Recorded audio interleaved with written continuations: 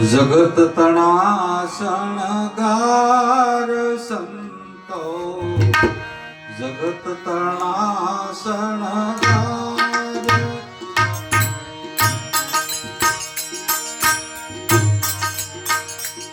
એની જીવન લીલાય પાર સંતો, જગત તણા શણગાર સંતો,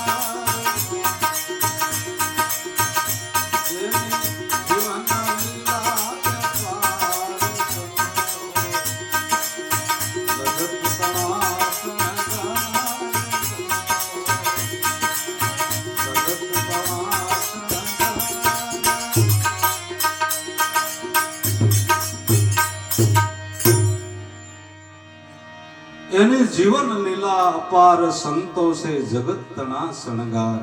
માયક ભગવત ધીમું પાડો છે, સીટે વાગે.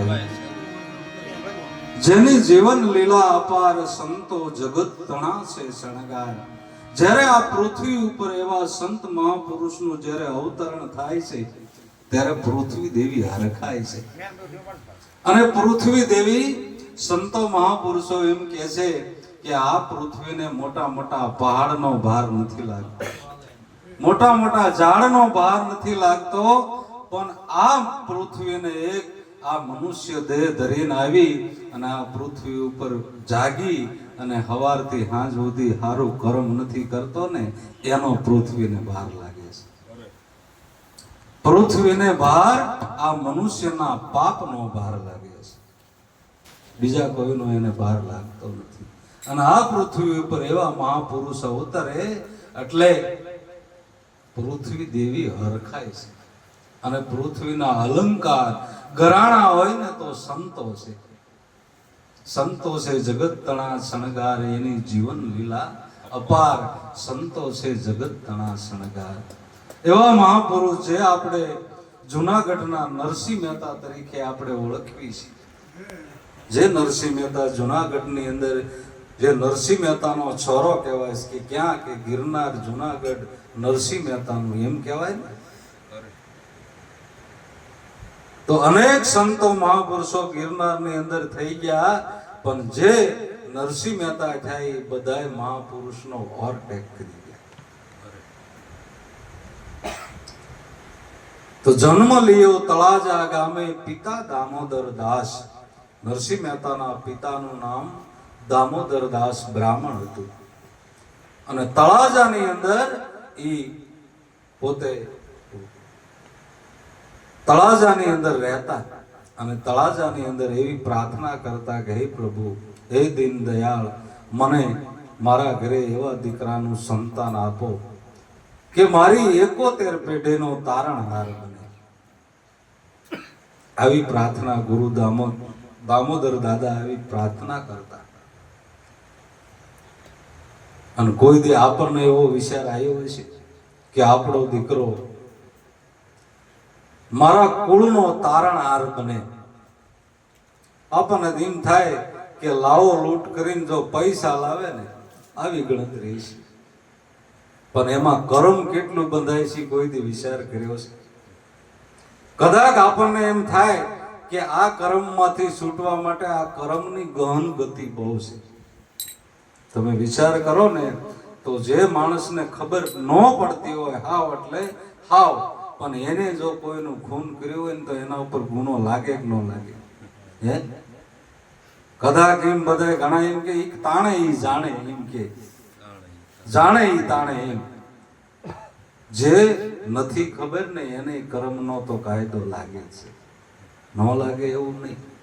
પણ સંતો મહાપુરુષો એમ કહે છે કે એમાંથી જાગૃતિ પૂર્વક કદાચ મહાપુરુષનું ચરણ સ્વીકારવા મળતું હોય, મહાપુરુષના ચરણ મળતું હોય અને આ ભજન મળતું હોય ને તો સંતો મહાપુરુષો એમ કહે છે કે કદાચ ટક સાંડી જવું પડે ને તો ભલ સાંડી જવું પડે, પણ આ માર્ગ લીધો એ મેળવો નહીં. તો ભક્તિના માર્ગે હાલ્યા પ્રમાણ છે. નકર સંતો કે નો કોઈ વસ્તુ કરવી એમ વાત નથી, પણ સંતો મહાપુરુષો એમ કે છે જાગૃતિ પૂર્વક હાલવું. જાગૃતિ પૂર્વક હાલવું એટલે સંતો એમ કે છે જાગ્રત નગરીને છોરનો લૂટે જખ મારે જમદૂતા, નામ ભજન વિના નહીં નિસ્તારા, જાગી જાગી મન ક્યું સૂતા. તો કઈ જાગૃતિ રાખવી? તો સંતો એમ કે છે કામ ધંધો ઉદ્યમ વ્યવહાર કરતા આવળ ગોવળ હાસવી અને આ ભજન થાય એવું છે. બધું હાસવી અને આ સંસારમાં રહી કોઈ ફકડ બની અને જંગલમાં જઈને ભજન થાય એવી વાત નથી. આ બધાય વ્યવહારમાં રહી બધાય કુટુંબ સાથે હેતુ મિત્ર હારે હગા વાલા હારે પ્રેમ ભાવ રાખી અને આ ભક્તિ થાય એવું છે. એવી મહાપુરુષોએ આ શાન બતાવી છે. જગત તણા શણગારે એની જીવન લીલા છે અપાર. એમ દામોદર દાદા આવી પ્રાર્થના કરતા કે મારા ઘરે એવો દીકરાનો જન્મ થાય કે મારી 71 પેઢીનો તારણહાર થાય. અને 71 પેઢી જો તરતી હોય ને તો મહાપુરુષ એ શ્રી મુખે ભગવાન બોલેલા છે. અને ઈ ક્યારે? પહેલા યુગની અંદર જ્યારે ભગવાન એક પ્રહલાદ 7 વર્ષના બાળક માટે નરસિંહ રૂપ ધારણ કર્યું અને એમ કે છે ભગવાન નામ દેહની અંદર એટલો ક્રોધ, બધાને એમ થયું કે આ પૃથ્વી રસાતાળ જશે, આ ક્રોધ જો આવો નવો ભગવાનનો રહ્યો ને તો કે હવે આ ક્રોધને શાંત કોણ કરે? કે ખુદ લક્ષ્મીજી અટતા નથી જઈ શકતા. હવે શું કરવું? એટલે કે જેના માટે આ રૂપ ધારણ કર્યું ને એને આગળ કરો. અને પ્રહલાદ 2 હાથ જોડી અને આગળ થઈને આમ ભગવાન પાસે ગયો ને એટલે આમ ક્રોધ કેમ આમ વાદીના કંડી આમ હકેલાઈ જાય એમ હકેલાઈ ગયો. ક્રોધ હકેલાઈ ગયો અને પ્રહલાદને આમ તેડી લીધો. તેડીને કે બેટા માન કે. અને ત્યારે પ્રહલાદે 2 હાથ જોડીને કીધું બાપુજી, હે પ્રભુ, મારા બાપની અસર ગતિ ન થવી પડે. કે બેટા, જે કુળની અંદર તારા જેવો દીકરો થાય ને એનો તો હું 71 પેઢીને તારી લઉં. તારા પહેલા તારા બાપનો મોક્ષ થઈ ગયો. ભગવાન ખુદ શ્રી મુખે બોલેલા છે. તો આ દામોદર દાદા એવી પ્રાર્થના કરે છે કે હે પ્રભુ, મને આવો દીકરો દે. અને એના ઘરે એક દીકરાનું સંતાન થયું અને ભણી ગણી અને જૂનાગઢનો દીવાન બન્યો. અને જૂનાગઢનો દીવાન બન્યો એટલે દામોદર દાદાને આમાં સંતોષ ન થયો. એમ થયું કે ઓહો, આ માટે ભણી ગણી અને આ મેં એને ભણાયો ગણાયો પણ છતાં એનામાં આ વસ્તુનું પ્રાગટ્ય ન થયું. દીવાન બન્યો, રાજાનો જે માથે મોટો ભાર ભરીને બેઠો. પણ દામોદર દાદા એવી પ્રાર્થના કરે છે, પણ નરસિંહ મહેતાનો બીજો જન્મ એના ઘરે થયો નરસિંહ મહેતા તરીકે. 1465ની સાલની અંદર 1465 વૈશાખી પૂનમ નરસિંહ નામ અવતાર. 1465 વૈશાખી પૂનમના દિવસે આ નરસિંહ મહેતાનો જન્મ થયો. અને નરસિંહ મહેતાનો જન્મ થયો ત્યારે દામોદર દાદાને એમ થયું કે આ દીકરો મારી 71 પેઢીનો તારણહાર બનશે. પણ જેમ જેમ ઉંમર થઈ એમ જોયું તો મૂંગો અને બેરો. ઓહો, આ દીકરો 71 પેઢીને કેમ તારશે? મૂંગો અને બેરો છે. હવે શું કરવું? પોતાને ચિંતા થવા માંડે. એમાં 12 વર્ષની ઉંમર થઈ એટલે બ્રાહ્મણની અંદર જનોઈ દેવાનો વિધિ આવે. લંગોટ વળાવી, માથામાં મુંડન કરી અને ખાખરાનો ખેસ પહેરાવી અને જનોઈ દેવા માટેનો વિધિ કર્યો. પણ જ્યાં આવો બાળા યોગીનું સ્વરૂપ ધારણ જોઈ અને આખું કુટુંબ મળે અને જનોઈ દેવાની વિધિ કરે છે. વિધિ કરી વાળી એમાં કોઈ ગોવિંદરામ મહાત્મા કરીને નીકળ્યા.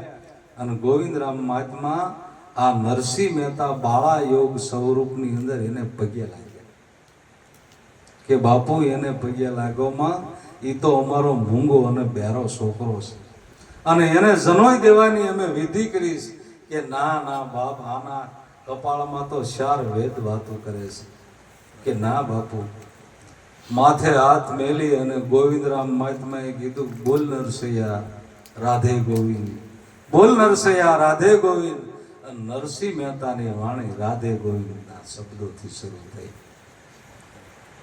પણ નરસિંહ મહેતા આટલા સમય સુધી મૂંગા અને બેરા શું માટે રહ્યા? કે પૂર્વ જન્મની અંદર નરસિંહ મહેતા એક રાજા હતા.